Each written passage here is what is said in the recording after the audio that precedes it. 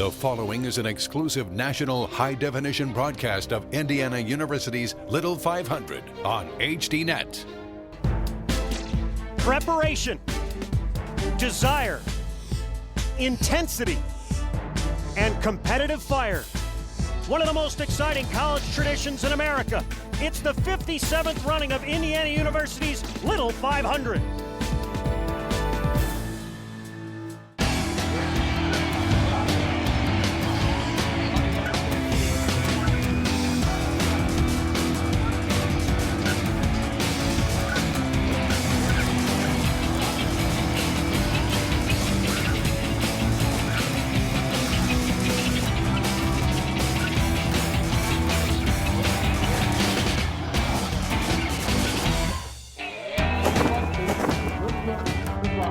The campus here at Indiana University has been flooded this weekend with alumni, family, and friends. More than 20,000 are expected today here at Bill Armstrong Stadium for the 57th running of the men's Little 500. 33 teams will grind bikes for 200 laps on this quarter-mile track, hoping to etch their name on the BorgWarner Trophy to culminate the world's greatest college weekend.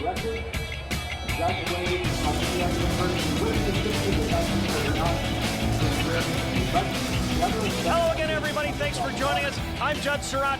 Glad you could be with us here on HDNet. The students and riders that you will see that are going today for each of these respective teams, they have been training year-round. They have been logging thousands of miles to get ready for what has become a national spectacle, something that was memorialized in the Oscar-winning movie Breaking Away back in 1979, and it's an event that has generated at this point almost $2 million for the working students and scholarship money thanks to the IU Foundation. Well, today I'm glad to be joined by two experts in cycling.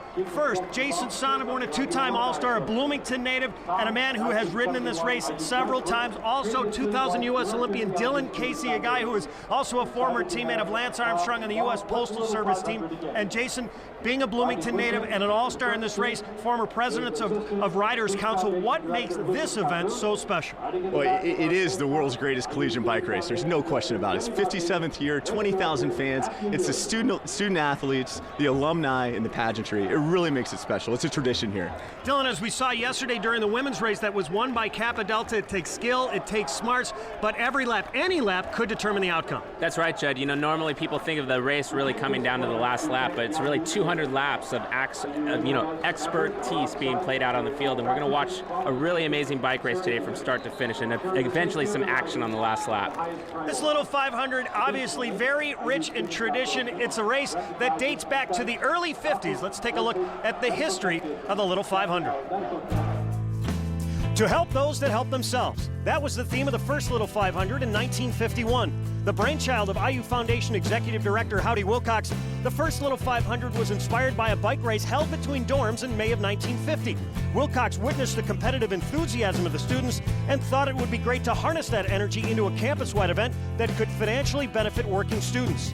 With the firm endorsement of University President Herman Wells, the wheels were put in motion for the first Little 500 to be held in May of 1951. Wilcox decided to pattern the event after the Indy 500 auto race. That event was special to all Indiana natives, but particularly to Wilcox because his father won it back in 1919. Like the auto race at the Brickyard, the first Little 500 was a 200-lap race with 33 competitors lined up in 11 rows of 3 at the start. However, the total distance was a more manageable 50 miles instead of 500. Today, an exact replica of the BorgWarner Indy 500 trophy is awarded to the winner. In 1952, Bill Armstrong took over as the executive director of the IU Foundation, a post he held until 1983. He guided the race through its formative years, building it to one of the great college traditions in the country. An event so compelling that another Armstrong, 7-time Tour de France champion Lance Armstrong, called the Little 500, quote, the coolest event he's ever attended. There have been some changes to the race through the years, but the most important aspect, that of fundraising, has remained the same, and by 2003, the Little 500 surpassed $1 million raised for student scholarships. Although many refer to the Little 500 as the world's greatest college weekend, perhaps the phrase coined by Howdy Wilcox at its inception is most appropriate: the philanthropy on wheels. Well, you saw some of the greats there. You saw Bill Armstrong and Howdy Wilcox. Today it's Kurt Simic and Jonathan Purvis who are providing the leadership that makes this possible. Dylan, it doesn't surprise me that Lance said this was the coolest event he's seen. Other than Tour de France, Giro d'Italia, this is the bike race. Absolutely, Jason. You know, we got into town the other night and you could feel the energy with all the parents and family and friends, alumni, flooding into this town of Bloomington to get ready for this race. And it's all coming to the penultimate today. We're going to see some amazing action, not just from the athletes, but from the fans and everybody that's involved. It's just an amazing event with an amazing legacy. There's one Indiana family in particular that's been a part of this race since its inception in 1951. The Blackwell family has had 3 generations ride in the Little 500. Today it will be C.T. Blackwell V who will be riding for the Black Key Bulls, one of today's favorites. I am Chap Blackwell. I'm Chappie Blackwell. And I'm C.T. Blackwell. We are Chapman T. Blackwell. Will the real Chapman T. Blackwell please stand up? I did compete in the first race in 1951. We qualified second for the race and finished second, and we were very proud to have done that. And then qualified with the team in both the 1952 and 1953 years. I was graduate school in 1954.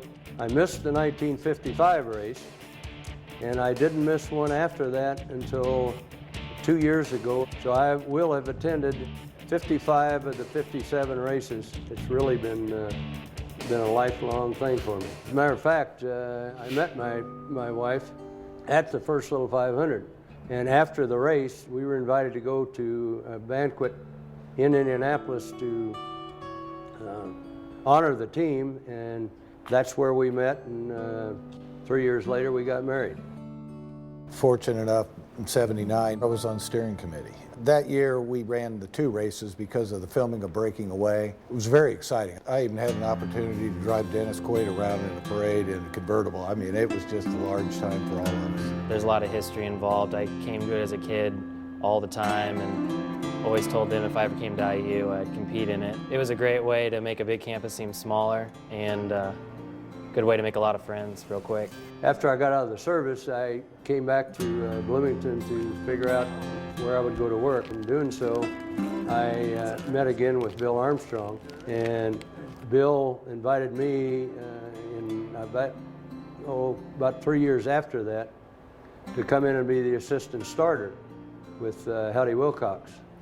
So I then really picked up on it again by being the assistant starter for about 14 years.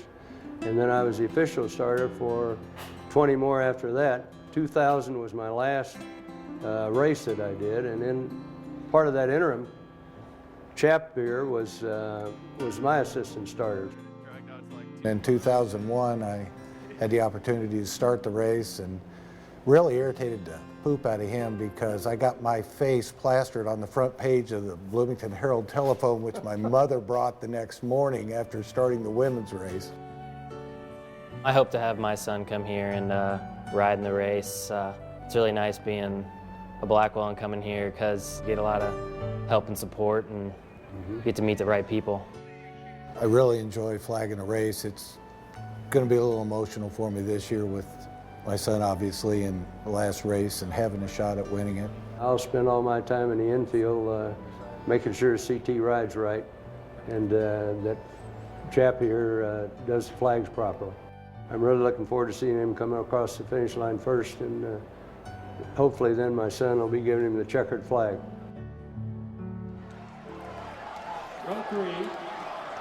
Here you take a look at C.T. Blackwell V, who is riding for Team 6, the Black Key Bulls, one of the favorites in today's race.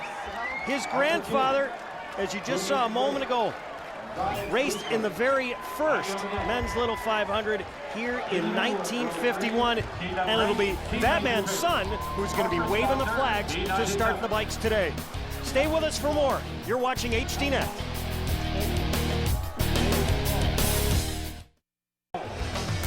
Welcome back to Indiana University. Beautiful 70-degree temperatures here on campus. Barely a cloud in these beautiful blue skies for the 57th running of the men's Little 500. Yesterday, we had a chance to take a look at the 20th running of the women's Little 500.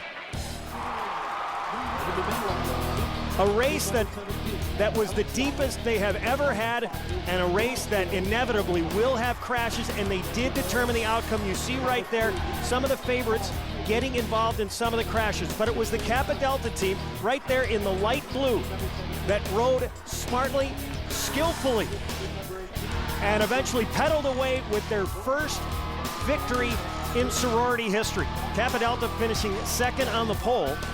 There was a terrific race for second, even though Kappa Delta had a sizable lead ahead of its competitors. Teeter at the last second in a sprint beat Kappa Alpha Theta.